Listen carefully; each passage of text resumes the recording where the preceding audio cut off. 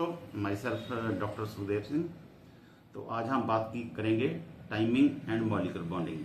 कैसे हमारा खाना खाने का टाइम अगर रेगुलेट हो जाए, सही तरीके से हम सही टाइम पे खाना खाएं या सही टाइम से सोना है, सही टाइम से उठना है, उससे कैसे आपका जो है बॉडी ब्लड शुगर मेंटेन होता है, उसके ऊपर हम बात करेंगे। आपकी बॉडी में बहुत सारे सेल हैं, उनका ताला चाबी से खुलता है। वो चाबी क्या है? इंसुलिन। लेकिन एक और चाबी है जिसका नाम है अमाइलिन। ये दोनों चाबी जब एक साथ काम करती है तो वो ताला ठीक से खुलेगा। जैसे ही हम खाना खाते हैं, खाना अभी स्टमक में ही पहुंचा होता है कि ब्रेन पहले से ही बॉडी को बता देता है कि खाना आने वाला है। पहले ही पेंक्रियाज को भी बता देता है कि खाना स्टमक में आ गया है, जल्दी ही ब्लड में आ जाएगा। तो पेंक्रियाज वाली फैक्ट्री थोड़ा सा इंसुलिन हमेशा रिजर्व में रखती है या स्टॉक में रखती है। जैसे ही खाना स्टमक में आएगा, वो पहले ही इंसुलिन को, जो पेंक्रियाज है, पहले ही इंसुलिन को ब्लड में भेज देती है। जैसे ही खाना लिवर से होते हुए ब्लड में पहुंचेगा तो वो चाबी यानी कि इंसुलिन स्वागत के लिए पहले ही खड़ा होता है, क्योंकि शुगर ज़्यादा देर तक अगर ब्लड में रहेगी तो बहुत ही डैमेजिंग होती है, तो बहुत ही हार्मफुल होती है अगर ज़्यादा देर तक ब्लड में सर्कुलेट करती रहे। हम में से काफ़ी ज़्यादा लोग ऐसे हैं जो कभी 6 बजे उठते हैं, कभी 7 बजे उठते हैं, कभी 4 बजे उठते हैं, कभी 9 बजे उठते हैं। कोई उनका टाइमिंग नहीं है। जैसे ही जो कॉल सेंटर में बच्चे काम करते हैं, कभी मॉर्निंग की शिफ्ट, कभी इवनिंग की शिफ्ट करती, कभी नाइट की शिफ्टिंग, तो वो 5 साल के अंदर अंदर इनमें से काफ़ी बच्चे जो डायबिटिक भी हो जाते हैं और हाइपरटेंशन भी हो जाता है, हार्ट के पेशेंट बन जाते हैं, ओबीस भी हो जाते हैं। जब हम सुबह 6 बजे उठते हैं, 7 या 8 घंटे सोने के बाद हम चार्ज एनर्जेटिक फील करना चाहिए। लेकिन आपने नोट्स किया होगा उसके बाद सुस्ती आती है, आलस आता है। जितना हम रात को थके हुए होते हैं उससे ज़्यादा हम थके हुए महसूस करते हैं, ज़्यादा थकान महसूस होती है। लेकिन कुछ समय के बाद वो थकान ठीक हो जाता है। लेकिन कुछ लोगों में काफ़ी समय निकलने के बाद वो थकान ठीक होता है। लोगों का 10 मिनट में, कई लोगों का 10 मिनट में ही थकान ठीक हो जाता है। जब हम रोज सुबह 6 बजे उठते हैं तो ब्रेन को पता होता है कि आदमी आज भी 6 बजे उठा है, कल भी 6 बजे उठा, परसों उससे पहले भी 6 बजे उठा है। तो उठने से पहले ही ब्रेन कुछ इंपॉर्टेंट हार्मोन्स जैसे कि एपिनेफ्रिन रिलीज करता है, ताकि वो हमको चार्ज दे या ताकत दे।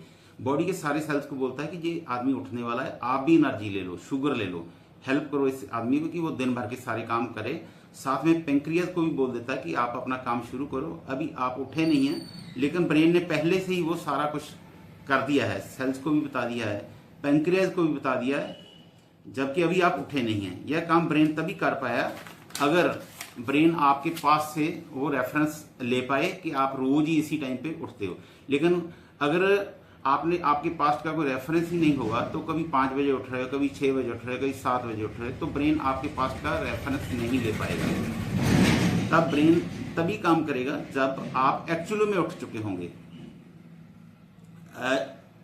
चलो, जब आप उठ जाते हैं तो ब्रेन बोलता है कि चलो मैं बंदोबस्त करता हूं, लेकिन ब्रेन को जो बंदोबस्त करने में लगभग 20 मिनट लगते हैं।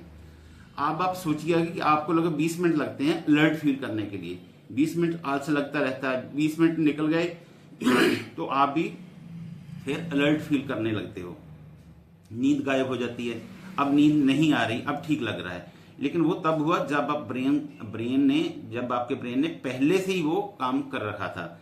ब्रेन तभी कर रहा है क्योंकि ब्रेन को पता ही नहीं है अगर आप कब उठोगे तो नहीं कर पाएगा। तो जो लोग डायबिटिक हैं, स्पेशली जो इंसुलिन पे हैं, वो ये काम कर सकते हैं कि आप अपना रूटीन, जैसे कई लोग करते भी होंगे कि रूटीन को जितना भी आप क्लोजली मॉनिटर करोगे, अगर लंच 2 बजे है तो 2 बजे ही करना है। तो जैसे ही 1:45 होंगे, 1:45 होंगे, तो ब्रेन को पता चल जाता है कि ये आदमी 2 बजे लंच करने वाला है। तो ब्रेन ने अपने आप पेंक्रियाज को बोल दिया, बाकी सेल्स को भी बोल दिया कि वो अपनी तैयारी पहले करके रखें।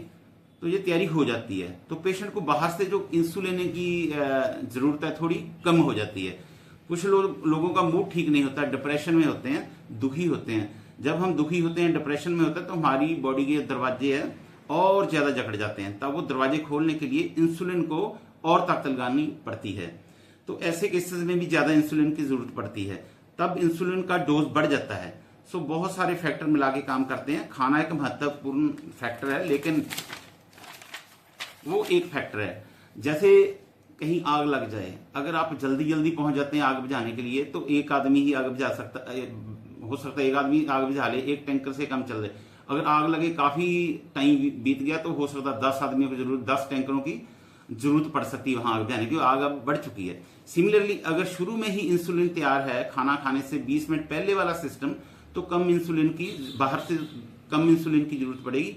लेकिन अगर आपके ब्रेन को पता ही नहीं है, कभी आप 1 बजे खाना खाते हो, कभी 2 बजे, कभी 4 बजे, कभी खाते ही नहीं हो, ऐसे केसेस में शुगर पहले बॉडी में सर्कुलेट होती है, तो बाद में इंसुलिन जाता है, तब इंसुलिन को ज्यादा ताकत लगानी पड़ेगी। ठीक उसी तरह से जैसे आग लगने के काफी देर बाद जब हम जाएंगे तो कम से कम 10, 12, 15 टैंकर से बात बनी तो ही आग बुझ पाएगी। सो आपकी इंसुलिन डोजेस को कम करने के लिए हमें अपनी टाइमिंग, खाना खाने का टाइम, सोने का टाइम, उठने का टाइम, ये सारा कुछ रेगुलेट करना होगा। कई लोग बोलते हैं कि मेरा तो जॉब ही ऐसा है, मैं नहीं कर सकता। तो भाई आपको चॉइस करना पड़ेगा अपनी हेल्थ और जॉब के बीच में। कोई ऐसा जॉब जिसमें आपको हेल्थ में कंप्रोमाइज करना पड़े तो वो आपका जॉब नहीं हो सकता, कोई एक्सक्यूज नहीं हो सकता जो कहता है कि मेरा जॉब ही ऐसा है। भाई आपने वो अपना जॉब चुना है, तो आप डिजर्व नहीं करते हेल्दी रहने के लिए। जो लोग जैसे शिप में काम करते हैं, उनके कुछ सालों बाद में ही बुढ़ापा आ जाता है, कुछ सालों बहुत सारी झुर्रियां पड़ जाती हैं। जब शुगर जो ज्यादा देर तक बॉडी में ट्रेवल करता है तो शुगर को जगह नहीं मिलती, तो बॉडी शुगर को स्किन के इनर लेयर पे चिपका देता है। शुगर जब अंदरली लेयर पे चिपकता है तो बाहर से वो झुर्रियां दिखाई देती हैं। जैसे छोटे बच्चों में झुर्रियां नहीं होती, जैसे जैसे उम्र बढ़ती है झुर्रियां बढ़ती जाती हैं। कुछ लोगों के उम्र के हिसाब से ज्यादा झुर्रियां पड़ जाती हैं। इसका मतलब बॉडी शुगर को सेल के अंदर भेज नहीं पा रही, इंसुलिन सही से काम नहीं कर रही, तो बॉडी कहती है कि इसका शुगर का अब मैं क्या करूं, तो बॉडी इसको स्किन के अंदर छुपा के रख देता है, लेकिन बाहर से वो झुर्रियां की तरह दिखती हैं, रिंकल्स की तरह दिखती हैं। तो इस तरह मैं आपको इस आज के जो कन्वर्सेशन है इसके माध्यम से ये बताने की कोशिश की है कि कैसे अगर हम अपना खाने पीने का टाइम, उठने का टाइम, सोने का टाइम इसको रेगुलेट कर लें तो किस तरह हम अपने शुगर को काफी देर तक, काफी हद तक कंट्रोल में ला सकते हैं। Thank you so much. तो इस वीडियो, अगर आपको ये वीडियो अच्छा लगे तो kindly subscribe my channel and share this video with your friends. Thank you so much.